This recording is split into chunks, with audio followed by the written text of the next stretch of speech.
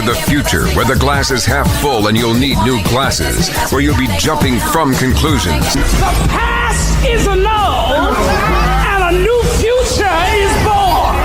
Never before in history has so much meant so little to so many. AD on the radio. I love a parade. Well, I'm not entirely sure if I love a parade. I was thinking about this because there's all this freaking brouhaha about Donald Trump's military parade, the proposed military parade that he was apparently inspired to do on a trip to France when he saw the French military parade and was like, hey, that's cool. That makes Macron look kind of like a badass. We need to have one that makes me look like a bigger badass. I was thinking about the whole idea of parades, and I don't know if I've ever seen that many of them. Travis, have you been to many parades? No, I have not. Actually, I don't know that I've been to a single parade. I'm trying to think. I know I went to one when I was a kid. I went to like a local parade a little while ago. Well, and a couple of years ago, I was in Oceanside around Christmas time. Was it Oceanside? Ocean Beach? Some little coastal town in Southern California. And I was like, oh, there's a Christmas parade. This will be cool. And you know what? I loved it. It was exactly what I think a parade should be, because it was sort of like, you know, it was sort of very for the people, by the people. It was like if you had a local business and you wanted to stump up enough cash to be in this parade, you were allowed to. So it was like literally guys in their SUV with the name of the business painted on the side, driving down the street while their kid in a tricycle was like riding behind them. Like, I was all about it. I thought that was cool. And, really? I enjoyed it. Yeah. Now, are you the kind of guy that, like, will you watch like the Macy's Thanksgiving Day parade? Like, I won't watch any of that stuff. Will you turn on the TV and watch that? Yeah, I do. And I will look back, especially finally on this past Macy's Thanksgiving Day parade, because there was America's treasure, Matt Lauer, talking to folks, being like, this is great. This is and like literally the following Monday, it was like, hey, Matt Lauer is a horrifying sex monster. Sidebar, Matt Lauer must be freaking the hell out watching like Al Roker and the rest of his cronies at the Olympics right now, being like, man, I could be doing so much overseas sexual harassment that would never get back to anyone if I was there right now. Like, interns that didn't even speak my language, didn't know who I was, I'd be able to do it, make them do whatever the hell I wanted to. I could have been the creepiest version of Matt Lauer that ever creeped a creep, and I'm missing it. Stupid me. Why did I get the office that locked with a button under my desk from the outside? Took it too far, Lauer. Took it too far. That's hilarious. It's funny because it's true. It is. But yeah, the parade thing, I suppose, say you have the Olympics in your city. I could see that warranting a parade. Although I wonder who foots the bill for it. But everybody's all bent out of shape about Donald Trump's military parade. Why don't you break it down? Why don't you break down what Donald Trump is proposing for us, Travis? Well, it's still in those stages that it's kind of, nobody's really sure. He, like you said, he loved the parade in France. He's asked the Defense Department to explore a celebration at which all Americans can show their appreciation. And people in the White House are saying that all the high-ups in the military are working on this right now. Said President Trump is incredibly supportive of America's great service members who risk their lives every day to keep our country safe, and he'd like a celebration. Well, yeah, okay, celebration. A military parade, though, that's something, the reason a lot of people are freaking out, and of course the left is running wild with it, saying like, who else has military appreciation parades? Hitler. Oh my God. Hitler is definitely something that Hitler did. And look, when Soviet Russia was trying to look like a military superpower in the 80s. Khrushchev was all about this sort of thing, going, look at this, check this out, be afraid, be very afraid. I mean, it really is a world leader whipping it out and being like, do you want to mess with this? I don't think so. I mean, here's the thing. I would imagine this would incur some sort of expense, Travis, would you think? Yeah, that's so, like, I don't want to sound un-American, and I'm not a Trump hater by any means, but when I first saw this, and I'm not even joking, I'm not exaggerating, the first thing that popped into my mind was, oh, well, how much is this going to cost? Yeah, how much is this going to cost? I would imagine millions. That's what I would imagine. And I'm not in D.C., so I know I'm not going, not that I'm a parade guy anyways. So what, you pretty much have to be in D.C. on July 4th to be able to enjoy this, and the rest of the taxpayers are footing the bill? Well, I don't think we even know for sure that it's going to be on July 4th. I mean, I think that's coming up, and that would make sense. But this could be a whole standalone parade that has nothing to do with the 4th of July. That's true. Didn't you have some interesting stats about what it took to mobilize large pieces of military equipment a little while ago? Sorry if I'm putting you on the spot, but like, I seem to remember you knew how much it costs to put a plane in the air and how much it costs to roll a tank down the street and things of that I'm not sure nature. the tank cost. They say that to put a fighter jet in the air, it's $10,000 an hour. Minimum. So chances are the price tag for a potential military parade could be a high one.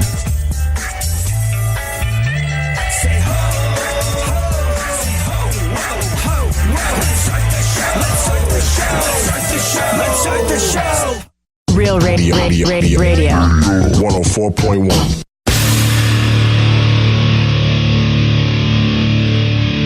Where the left and right come together for fundamental truths. AD on the radio, on Twitter at ADSXE. So this military parade that people are freaking the hell out about looks like it could be a costly excursion, right, Travis? It looks like we don't have any details yet, except for he wants a parade to be better than the one in France. Mm-hmm. That's the only details we have. I mean, when we say military parade, and let's bear in mind, we don't really know what's being planned at the moment, but historically, if we look back at what's been called a military parade, that's like tanks and missiles, heading down the street. Exactly. And this is something that was, who was a big fan of this sort of thing? Our adversaries during the Cold War. This was a big symbol of power. This is world leaders whipping it out. And I think that there were some Soviet types doing this back in the day, and they asked Eisenhower, hey, should we do the same thing? And he was like, nah. We are the preeminent power on Earth. For us to try and imitate what the Soviets are doing in Red Square would make us look weak. And you know what? I always kind of buy into that. I believe that. Do you remember during the presidential debates when Rand Paul just completely blew his cool and started talking all high? Like he was... Yeah. Dude, the debates were so amazing. Yeah. Rand Paul is a guy who had some ideas that I really, really liked. He also did some stuff that I thought was freaking ridiculous, like when he was fundraising with AR-15s. Do you remember that? Oh, it was a raffle. Was it a raffle? Well, yeah. Like by donating X number of dollars, it was a high amount, you were automatically entered into a drawing for a Rand Paul AR-15. And that meant you got an AR-15 that came with like a little metal plate that had been engraved with his signature. It's just like, and I was like, oh, there it is. That's ridiculous. That's what that is. That sort of falls into the category of something I think is not okay. But nevertheless. Wow.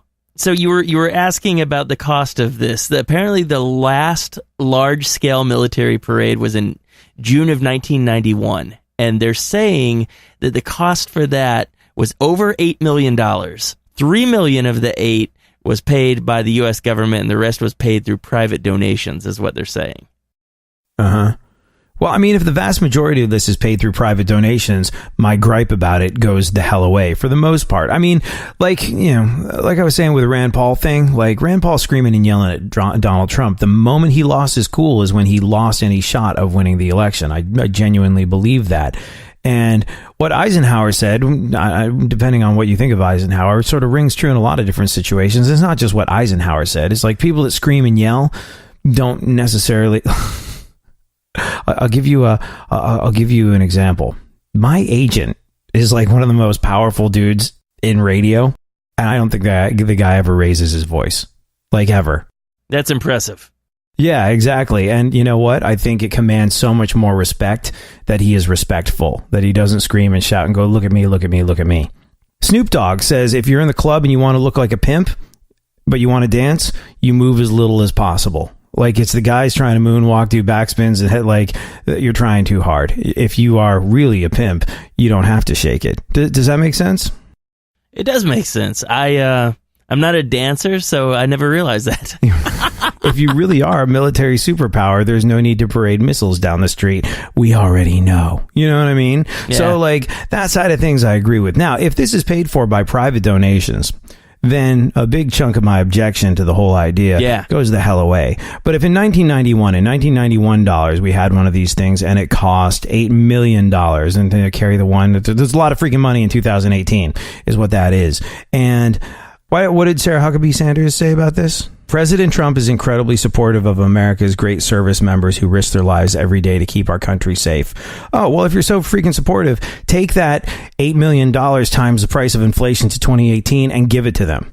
Exactly. Give it to them. Exactly. It's just make it so my veteran friends don't have to crowdfund their cancer treatments. How about that? Fix some of the real problems that face our veterans. Don't allow for the fact that 1 out of every 3 homeless males in America are veterans. How about that? No, let's have a parade. Let's get a missile out and parade it down the freaking street because I lack in the Pantalones area. No, bite me. Not with my dollars. Not that I have a freaking choice because they're just going to go ahead and do it. Like, this will happen. This will be a thing that happens. And look, if I'm offending any member of the military that feels they should be appreciated, here's what I propose. You know the women's marches that happen simultaneously all over the world? You know who didn't pay for them? Taxpayers. If we love the military, let's go have a parade for them. Let's have a day of military appreciation where the entirety of the country gets out there. And if you support and if you love and you want our veterans to know that we care about them, get out there. Say we will make our presence known. We did it on Women's Day. We did it on all these other days when people protest, and we did it on all the other days where people wanted to show support. Let's get out there. Let's stand up. Let's be counted. And in the meantime, you take all that money that you're going to spend parading a missile down the street to show how big your missile is, and you give that to veterans. You roll through Bethesda Naval Hospital. You talk to some kid that has his leg blown off that doesn't remember who the hell he is or where the hell he is or who the hell you are, and you go do something for his freaking family. You go do something for the kid. You take that money, you take our hard-earned freaking dollars, and you go take it and you do something for the people that need it, something that will take my $7 million. Take all of it. If I would pay double the freaking taxes if I knew what the taxes were going to, and if I knew it was something I could support. And if you were going to roll through military hospitals making it rain on people that really, really needed it, then you can have every freaking penny. But if you do this, it's an act of cowardice and wastefulness. It really is. I didn't even realize how I felt about that until we started talking, but I think that more or less sums it up, right? Yeah. Okay. I believe we're done here.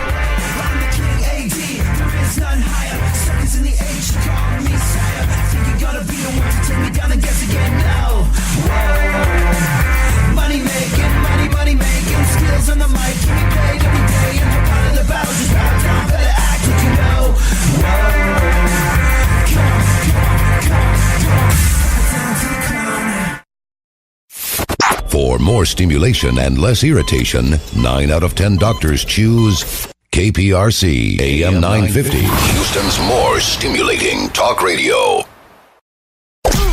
Don't get the blues, get all the news. We mean all of you guys out there in Radioland. All aboard!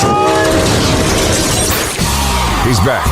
AD on the radio. Give it up, yeah. Give it up, yeah. Bring this on, come on, come on. So yeah, there it is. I mean it. Let's not require that $8 million of our money, our tax dollars, go to show the military how much we appreciate them. Let's collectively find a way to say to Trump and say to anybody, left, right, up, down, Democrat, Republican, whoever the hell it is, that wants to throw one of these shindigs in the future at a time where we haven't conspicuously won a war, or where thousands and thousands of our troops haven't come home the way they haven't recently. Let's just say, hey, you take that money and you go help the veterans that need the help. You go make it so it's not a case of 1 in every 3 homeless men is a veteran. You make it so our veteran buddies that have cancer don't need to crowdfund their chemo.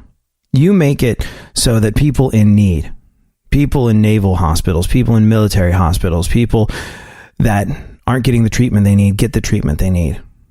People who have had their lives destroyed by the fact that they signed up to die for our safety, that signed up to die for our freedom, that signed up to die on our behalf.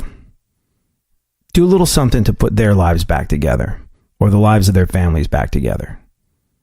You have my blessing. As a taxpayer who is about to get bent over by Uncle Scam in April, you have my blessing to take those hard-earned tax dollars and give them to those people in a meaningful way that will affect change in their lives and the lives of veterans moving forward and the lives of our active service members moving forward. You do not have my blessing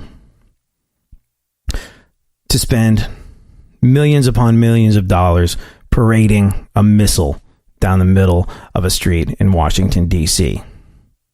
I will not be traveling to that parade. I'll be too busy here working to get the tax dollars so you can blow it on that pointless show of military force. I will, however, if it doesn't involve a penny of anyone's tax dollars, do whatever it takes, move hell or high water to get to Washington, D.C., to walk through the streets and join other Americans walking through the streets, showing that I care about our military. They want to feel appreciated? Well, let us show them. Look, it's down to us. It's not like the freaking government takes care of our veterans. It's not like they pay them any sort of attention. It's not like, and I lay this at the feet of the White House. No particular administration. It's been this way since the dawn of our democracy.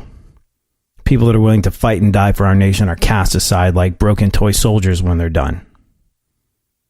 And that's wrong, and that has to change. And it always has fallen to us, private organizations, citizen-run organizations, to show our veterans that we care, because the government doesn't do a good enough job. But let's stand up. Let's affect some sort of change. Let's say to Donald Trump, let's say to him now and say to presidents in the future, you know what? Don't spend it on a parade. Make some real palpable changes. Use that money to affect people's lives in a positive way. And we'll take care of showing that they're appreciated, because in a world where actions speak louder than words, the actions of the U.S. government have demonstrated over and over and over and over again that regardless of president, regardless of administration, you don't care. You don't care about them once you're done with them. So let's have a little go at that. All right, then. How would we do that? I guess it starts with this radio show. You know, that's a suggestion that I floated out there, and I'm quite sure that other people have talked about this as well. Shall we get some sort of meaningless hashtag that suggests this? You have to get it under a certain number of characters so it would work and get the word out there. I don't know. Yeah. Well, let's just keep having this conversation. Let's find any way we can to ask the government not to spend our money on a military parade. Say, we will take care. We will show up in the streets the way we did for International Women's Day, the way we did for Black Lives Matter, the way and notice that, we, doesn't matter if you're Republican, Democrat, we will take care of appreciating our military. You don't need our money to do that. Go spend it in a more productive way. Let's just keep having that conversation. Let's keep pushing that idea out there. Let's see how it goes. All right. Have you been you've been paying any sort of attention to the Olympics? You know, I feel kind of stupid telling you that I haven't. I'm not an Olympic hater by any means. I'm really not. But I'm just not like super into them. Like, do you prefer the summer or the winter? Well, it all sort of depends. I like watching snowboarding. See, like, I like that. I used to be the action sports news guy on a Sirius XM station called Faction, and like all of that. Like when my band was a band, we were on like the X Games soundtrack, and we did the X Games tour, and like we were definitely a part of that sort of scene, if you will. And then I wound up being a guy that reported on all of it, and the moment I had to stop doing it professionally, I just stopped paying attention to it. It's like a lot of things. Once it became a job, I was like, I'm not interested in this anymore. So I actually did enjoy watching. I enjoyed watching some of the snowboarding. And I don't think I would have taken time out of my day to do it, but I was home and it was on. So it's really cool. It was really cool. That's pretty much the same boat that I'm in. Like, it's one of those things that I like the snowboarding. I played ice hockey in like a beer league, so I love ice hockey, but am I going to watch it? No, I'm probably not. Like, I love like the long jump, like the skiing, like where it looks like they're flying for like an insane amount of time, and that like snowcross or whatever, like the like snowboard racing, that's like awesome. But like, I don't know, it's just weird. They have some like weird sports, man. I can't really get into a lot of it. You know what I'm talking about. Yeah, sure. Jamie Anderson and Red Gerard both took gold. That was kind of cool. We took 2 gold medals in snowboarding, but like snowboarding is such an intrinsically American thing that it's almost like that one basketball that one year where the dream team went there and just like completely destroyed everyone else. It's like, oh, they won, what a surprise. It's exactly. It's one of those things that's in the same way America, like you know what I watched that I kind of enjoyed, the biathlon. Oh my god, no, is that stupid one? It is. Ski a little, shoot a little. Oh my god. I can't believe that's an event. How is this? Seriously? Okay, well, so like I found myself wondering the same thing because as a sport goes, it's not. It's how is this a sport? I didn't play. This wasn't part of my PE curriculum when I was a kid. Like you cross country ski and then you shoot stuff. But what it was a military training exercise for Norwegians going back to the days of like bows and arrows and stuff. And then it became sort of like, yeah. And so like, unsurprisingly, people that do well at that tend to be Norwegian. Go figure. So now tell me this, because you watched it apparently, and I hate to put you on the spot in case you don't know, but do they carry, like, is it a handgun? Is it No, it's a rifle. It's a rifle. Do they carry the rifle on them while they're skiing? On their back, yeah. You have to be kidding me. Yeah, it's sort of like, the training that people go through to become sort of like a Navy SEAL or a Marine or something, or just, during Army boot camp where you got to run with a backpack on your back and all this sort of stuff. It's meant to sort of mimic that. It's a military exercise that has graduated into a sport. So they're skiing down a hill with no, rifle. It's cross country skiing. It's cross country skiing. So there are some hills, but like, the more it sounds and looks ridiculous, but the more you get into it, the more interesting it becomes because you realize that. I don't know how much shooting you've done with rifles. I've done very little, but I know that breathing comes into it. And so like because it's cross country skiing and they're propelling themselves, it's a massive, it's sort of like a marathon in a lot of ways. And their heart rate is crazy up. So they have to like shoot during a very specific point in their breathing. Like it's fascinating. Hang on, stuff. Are they shooting while they're skiing? No, they ski, then they get to the shoot. There's 2 things. You shoot while you are lying down, and then you shoot while you're standing up. And when you're lying down, it's easier because you're stabilized. And then when you're standing up, it's more difficult. And you do the standing up shooting. That's a second bit of shooting that you do.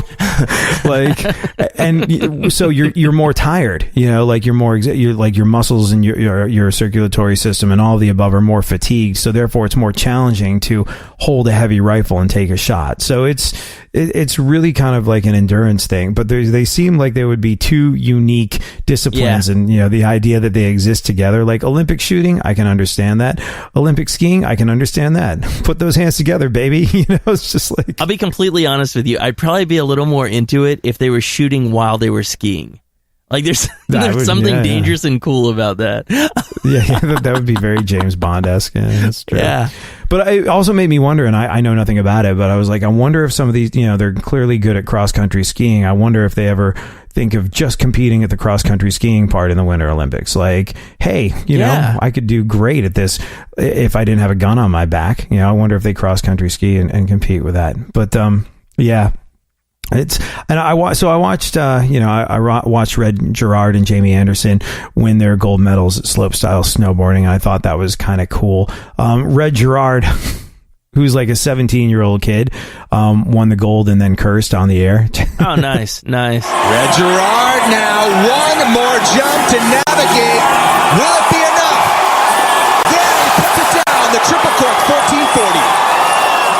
And the score now coming in for Max Perot. It's not enough. The teenager from Silverthorne is now the golden kid of Colorado. Red Gerard is your Olympic gold medalist in slopestyle. You're 17 years old. You just won an Olympic gold medal. I don't think anyone's holding that one against you. Yeah, that's the truth. But they did. We beeped it. They did not catch it on TV. Oh, so it aired. It actually aired. Yeah, it aired. How in the world does this stuff not air on delay? I mean, seriously. I don't know. Well, I mean, also, like, the people that are monitoring that stuff, you got to bear in mind, people are screaming their heads off, and they might not have, like, they might have heard it afterwards and been like, oh, didn't hear that the first time around. You know what I mean? Like, that is ridiculous. What did he say? They got to have, like, 20 to 30 second delay to catch that. To let that slip, that's amazing. Yeah. It's the other thing is NBC, and I don't even know who she is, but NBC had an English chick as one of the presenters for and like, and people are all sorts of mad that there's like an English broadcaster doing broadcasting for Team America, NBC. Are you serious? People are I can mad? kind of yeah. Well, I mean, look, it's the Olympics, this is like USA, literally Team USA. And I can also sort of understand it. It's just like, okay, Simon Cowell comes here, tells us we can't sing. Gordon Ramsay comes here, tells us we can't cook. Nannies come here from England and tell us we don't know how to raise our freaking kids. Like, can we have one time where there's not an English person? And could that time be where we're representing Team USA? I guess that's a heck of a point. That is a really good point.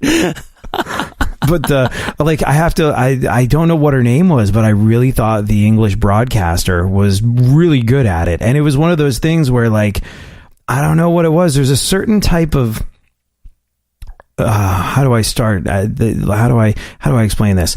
There's a certain lack of ambition in England that in some cases is kind of appealing. You know what I mean? Like, there's deep roots here, and it goes back to sort of like the English version of socialism, where it does, and I know this because I grew up over there, where, look, if you break your leg, the National Health Service are going to take care of it. If you don't have a job, it's not stigmatized to go on welfare. It's easy to live off of the government in England. And it's a whole big ball of wax that we don't need to go through right now. But one of the upshots of it, besides knowing that if you get a cold, it's not going to cost you $500 to get some penicillin or whatever antibiotic it is you need, or whatever med it is you need to get through it, the way it did for me last time I got a cold, and I have supposedly excellent health insurance.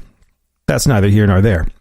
But like the elements of socialism they have in England are sort of ambition killers, and anybody who is like shown to be somewhat, they call it tall poppy syndrome. Like, you stick your head up above the crowd. It actually has a name? Yeah, like tall poppy syndrome. You stick your head up above the crowd. You think you're a little better, taller than everybody else. They're going to chop your head right off. And so it breeds a certain complacency and a certain lack of egoism and a certain, like, I wasn't trying to show off or anything, that when you're a reporter and you're just reporting the facts, it's appealing, as opposed to watching some of these ham-fisted American folks trying to riff and trying to be cool with it and trying to, like, what's my take on the Olympics? How can I editorialize? Oh, the Olympics involves me. This is my shot. Like, that's kind of like the American broadcaster. The English people don't, they feel lucky to be on TV at all, and they're certainly not about to make it about them. It's really about the Olympians. So I'm just going to stand here like a little wallflower in the background and give you information and not be so freaking obnoxious about it. So I got to say, as unpatriotic as it sounds, listen to me. I opened the show with "Don't have a military parade." You know what I like? English broadcasters. Oh, slippery slope, my friends. Slippery slope. Sometimes you just know you're done. You're longing for that shining sun. You walk these streets most every day. You're waiting to get washed away. Radio. Radio. Radio. 104.1.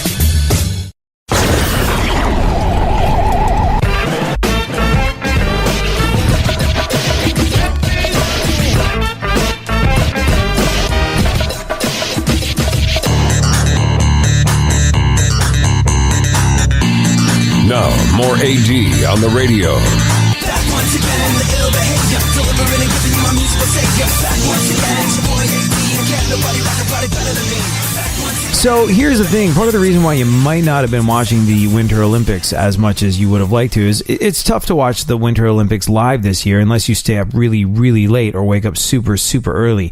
South Korea is more than half a day ahead. It's like 14 hours ahead of the East Coast, 17 hours ahead of the West Coast. So most of the events happen in the middle of the night for us. So some of the events will air in prime time. Don't want to spoil it for anyone, but here are 3 things that happened earlier. The internet kind of ruins this form of broadcasting. We won 2 gold medals in snowboarding. 17-year-old Red Gerard, who we heard curse, he won America's first gold of the games in men's slopestyle on Saturday. Jamie Anderson took gold in the ladies slopestyle. She also won in 2012. 29-year-old Chris Mazder took home silver in the men's luge. It's the first time the U.S. has ever medaled in the event. I always wonder about the luge. Do you watch, like, you've seen people compete in the luge, right? I like the luge and I like the bobsled. I think I like the luge better. The luge seems infinitely more dangerous. It's sort of like a bobsled-esque run, yet all that's between you and the ice is a bunch of sharp metal that you're lying on top of, and you're essentially in Spider-Man underoos, and you're going 90 miles an hour. Like, imminent death seems like something that could happen very, very easily. It's just, yeah. Was it Seinfeld that he was talking about the luge, and he said something like, the Olympic event that I would like to see would be the involuntary luge, where you grab a guy, put him on the sled, and just push him down, because is he gonna do any worse than the guy who's been practicing for months? He makes a valid point, but like a very valid point. But you know, we took home silver in the men's luge, so now we like it. For the first time in the Winter Olympics, we're not a bunch of losers. See what I did there? Oh my God, you and your dad. Also, jokes. Here's the other thing. Like, I don't know if you've seen it, but all over the internet, you know, like if you search, go, and this is why, as a parent, you have to get out in front of these things and you have to explain how the world works to your kids, because otherwise the internet is going to warp their young minds, their young impressionable minds. But say you were innocent and you were a 10-year-old kid and you went, America won the silver medal in the luge. What men's luge? Okay, I'm just going to look at men's luge. Guaranteed, one of the first things to pop up is articles about how the camera focuses right on their packages as they're coming down. Like, everyone's been talking about this on the internet. It's just like, and here's like, he plays fifth, but great package. You know, it's just like, oh my God, you're serious. I literally just Googled it because I'm like, there's no way in heck that it says that. And that one of the first things that pops up, 11 men's luge bulges I'm telling you, man, it's all over the internet. It's all over the internet. And like, all you got to do is Google men's luge, and the first thing you see is like the internet admiring lugers' junks. It's the weirdest thing. And like I said, well, you would think a dangerous sport like they don't. Oh my God, I can't. I feel sick now that I'm even analyzing this. Surely they wear a supporter, a cup, right? I mean, surely they do, but it's not looking like they do. Let me clarify. I did not go looking for these pictures. But I mean, also, if you're watching the luge event, there's just no way around it. You can, like, not only can you tell that they're not wearing a cup, you can tell what freaking religion they are no, they're not. Aren't. Like, oh my God. Like they're wow, that's really awkward. I'm going to have to delete my cache in my history now. Oh, this is just anyways, the Olympics, good times. I gotta tell you, I have to tell you though, when I see people do well at it, you know, it's the small stuff. Like, you know, if you win at snowboarding, right? If you, like this Red Gerard kid, he will be the next Shaun White. He's going to be a bazillionaire forever. Like, you win the gold at the Olympics when you're 17 years old. That's it. You never have to work again. All you have to do is, like, it's the people that do the little sports that, like, I can't imagine that the biathletes don't have day jobs, you know? Like, what do? I'm American and I won gold at snowboarding at age 17. Well, here is your solid gold mansion, your diamond encrusted Learjet, and your private island. Have fun with that. Like, what do? Well, I ski a little bit, then I shoot a little bit. Well, I need someone to sweep up at the back. Well, I could really use that. I had to, like, take 9 months out of my life to train. Like, I really admire the people that do the obscure sports and win. You know what I mean? I think that's cool because that's real dedication. Like, I was watching the curling. The curling's freaking. Oh my God! I watched curling for like 3 straight hours on Sunday, and I still don't understand it. And I was like, I don't get it, and I don't understand how it became a sport. I got to find out the origin. But like, one of the things I really liked about watching the curling was I wound up watching. Okay, so 4 years ago, everybody, including the internet, noted in much the same way that the internet noticed that men's luge have the men's luge bulges are prominent. Yeah. Everybody noticed that the women's Russian curling team were freaking smoking hot, and they're all dancing. Well, not they were all curling in skin tight outfits, and they were contorted into all sorts of shapes. And Anyway, so I'm like, curling, flipping sweet. This is going to be great. And I didn't catch that. I caught the mixed doubles curling. And what's kind of cool about it is that I think they've actually got the contestants mic'd up. Now, if you don't know anything about curling, and like I said, I watched 3 hours of this stuff, I still don't know anything about curling. They communicate. Like, the person that shoots it, that's what they're called, the shooter. The shooter who shoots the stone is communicating to the person that's doing the sweeping the whole time. And like, so they're very vocal. They're like, little bit, no, so stop, sweep, or whatever the hell it is they're saying. Again, if you're familiar with alpine sports, and you can correct me on all this and you're seething mad, I really did try and understand it. And I'm going to continue to try to understand it. But I like the fact that they were communicating the whole time and you got to hear the conversation. And like with the Norwegian team, no freaking idea what they were saying, obviously, because not Norwegian. But with the Canadian team, they were speaking English. And the thing that I liked about it is like, even when they are competing at an Olympic level, they were faultlessly polite. Like the guy was saying like, oh, little that way, please. Yeah, little, please. Could you, okay, a little. No way. And, then he was like, oh, sorry, I threw that one a little too hard. Sorry, yeah, it'll be, sorry. You still won, though. Heavens to Gretzky, a button, right past the hog line. Thought it was just a biter. No blank end today. What a bonspiel. Yeah, thanks to curling at the Olympics, I now speak better Canadian.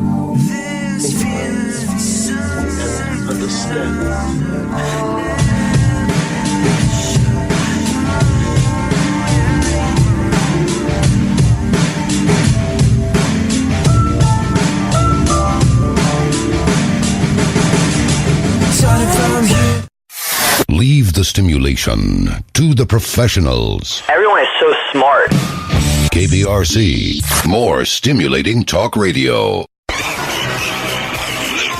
There's something happening here, and you should know what it is. The dumbing up of America. Now, more AD on the radio.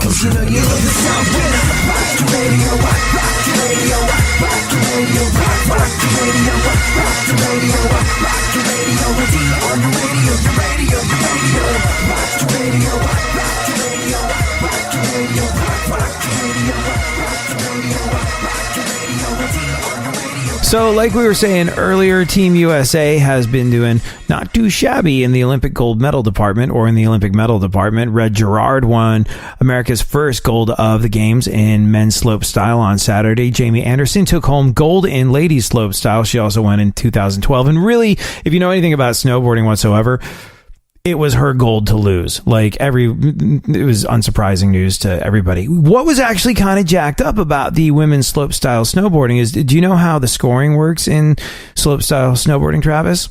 I don't have a clue. And is it one of those things that like, it's like diving where they hold up a number, or is it not like that at all?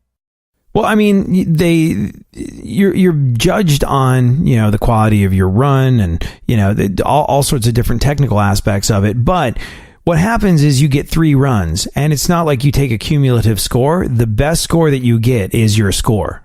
Oh, okay. So you get 3 runs. But it was really windy around the time that they were doing the women's slope style, so they had to cut it down. And what they had was they limited it to 2 runs instead of 3. So you didn't get, you didn't get as many chances to screw up. And then some people actually, they were, you saw them going in for some of the larger jumps, and they were like, nope, not doing it. Because like you could see there was a windsock out on the course, and the windsock was blowing like crazy. There was snow all over the place. And these are when you come down from one of these things, it's like coming down from a 9-story building is what it's like. You're so high in the air. And if you don't feel confident that you can handle the weather conditions doing it, you just don't do it. You live to ski it. You live to snowboard another day. That's just what you do.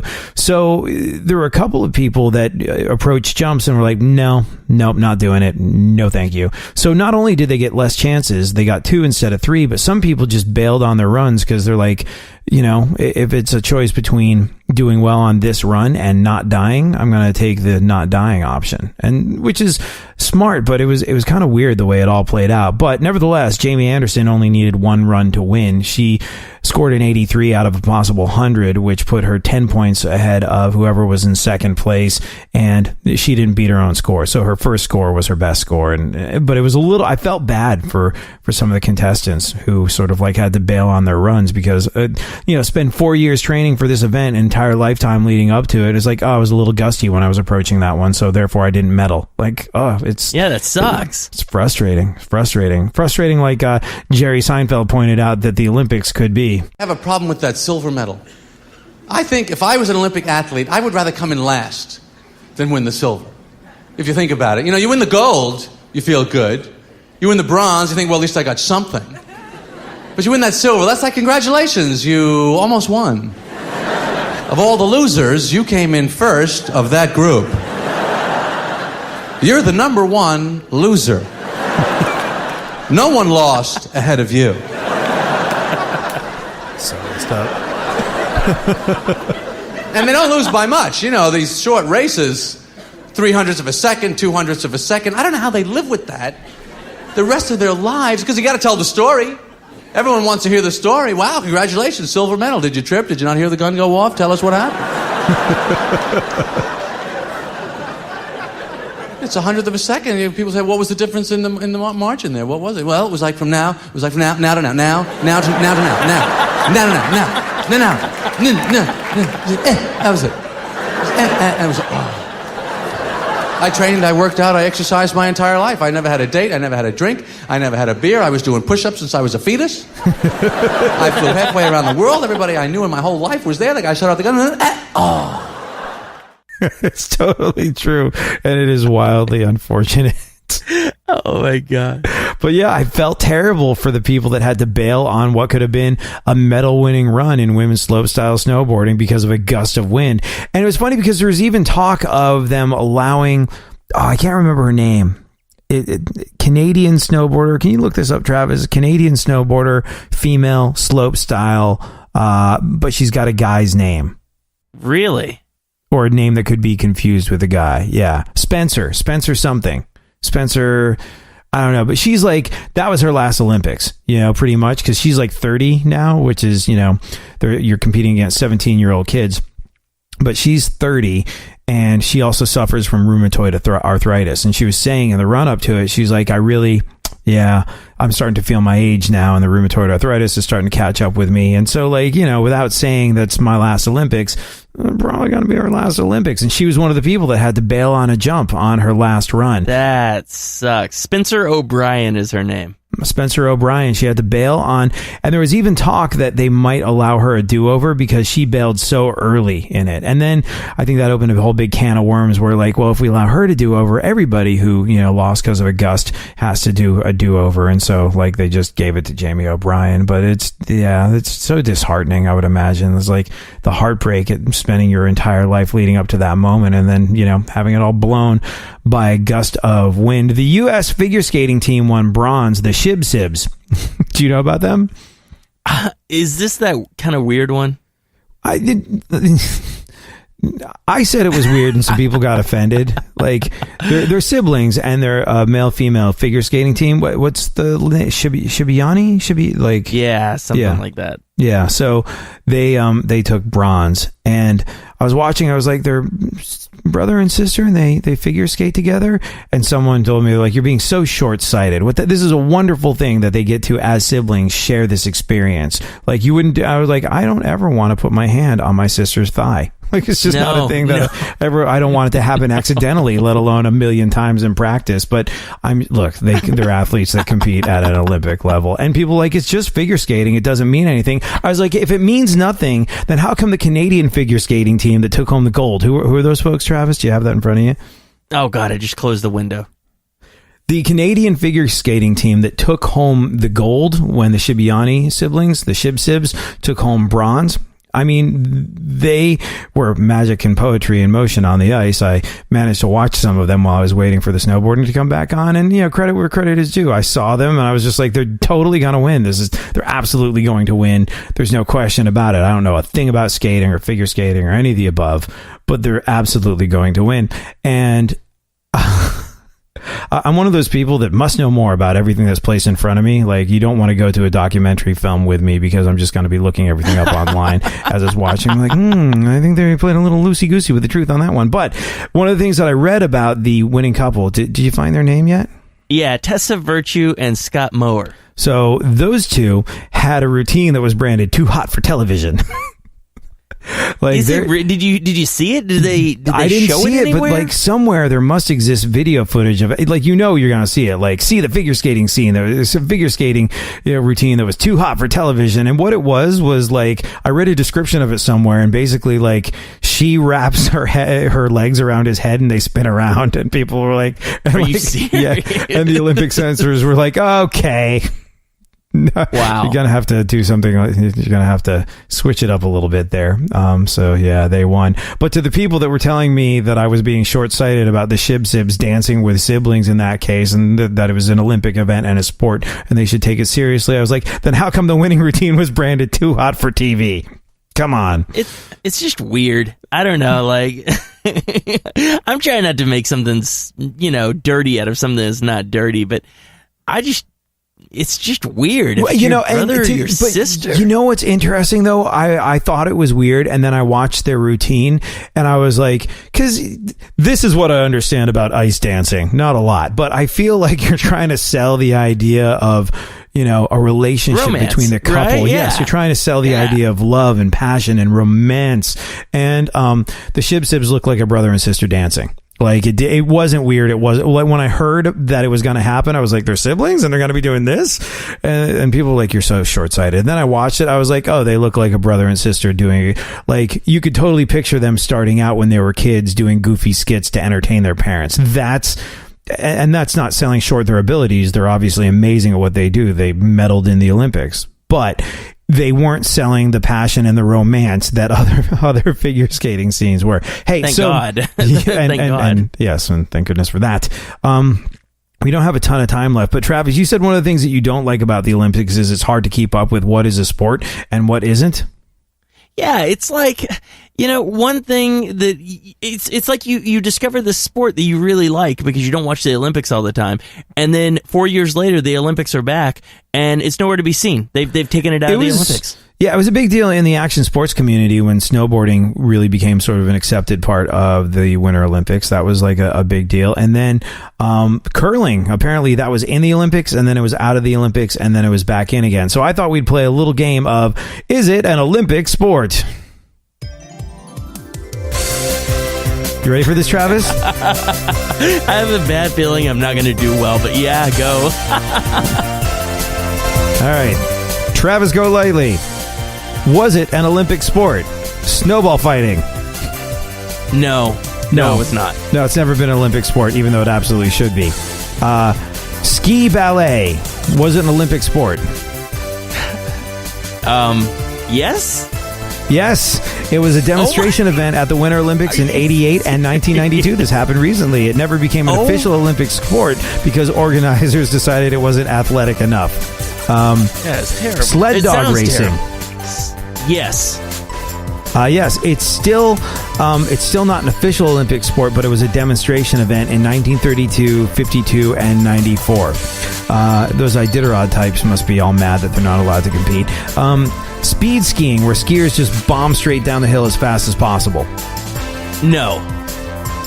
Yes, they hit speeds over 140 miles an hour during the 1992 Olympics, but it got pulled after a skier from Switzerland died during a practice run. Okay, those are the sports that they need to leave in the Olympics. If there's a risk of dying, I want to watch it. It's pretty freaking morbid, dude. All right, I'm sorry. And finally, for the win, for the gold, Travis, ice fishing. Has it ever been an Olympic sport? No. Well, no, it hasn't.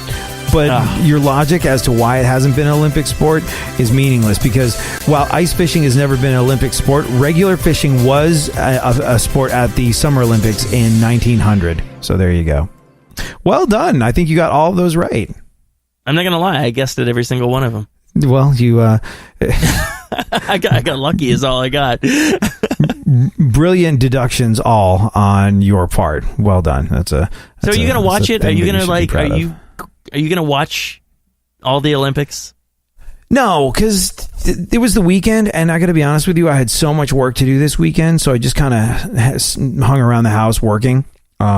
And watching. Like, a big part of what I do is I program radio stations, and that is stuff that you can do in front of the laptop while you're watching something on TV. So I did catch a lot of the Olympics that way. But I mean, with the time delay, with the fact that there's 14 to 17 hours ahead of us, and it'll be really hard to kind of keep track the way you would like to. But I got to admit, I did derive a certain amount of hometown pride watching our athletes take home the gold in snowboarding. So good job, Team EOSA. You're doing your thing, and we are all very proud of you.